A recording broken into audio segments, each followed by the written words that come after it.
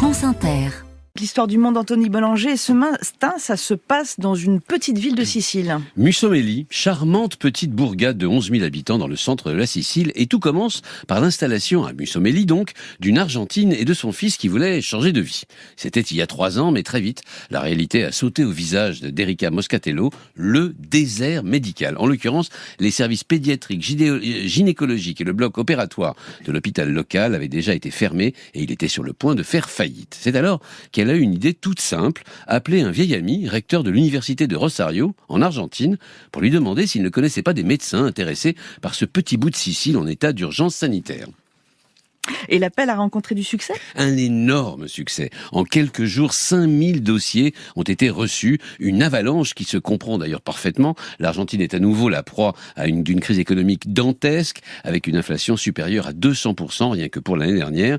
La volonté de partir vers des cieux moins troublés est évidente. Et puis il y a même un petit plus pour l'Italie. La moitié des Argentins sont d'origine italienne, ce qui signifie que pour beaucoup d'entre eux, c'est moins un exil qu'une sorte de retour vers la terre natale. Reste que sur les 5000 dossiers, seuls 9 candidats ont été retenus. Alors je vous rassure, c'était une première sélection. Le succès de cette démarche s'est vite répandu. Et ils sont combien aujourd'hui ? En Sicile, 100 et d'autres suivront bientôt. Il faut dire que la situation des hôpitaux italiens est très difficile. Une des raisons est que pour réduire les coûts, une rigueur salariale drastique a été imposée qui maintient les salaires à des niveaux médiocres. Résultat, les médecins italiens émigrent vers l'Allemagne, la France ou la Grande-Bretagne. Il en manquerait 30 000 dans le pays au moment du Covid. Dans l'urgence, un décret a donc été adopté qui a permis de faire venir rapidement des médecins étrangers, c'est-à-dire sans exiger d'équivalence entre les diplômes.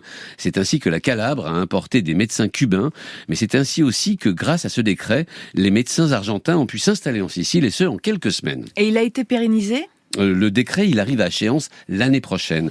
Tout l'enjeu est donc de le transformer en loi afin que les médecins argentins accueillis comme des héros sur place, vous l'imaginez bien, ne soient pas contraints de retourner chez eux. Il faut juste régler ce problème administratif d'équivalence. Et pour finir sur une note heureuse, je voulais vous donner des nouvelles de l'hôpital public de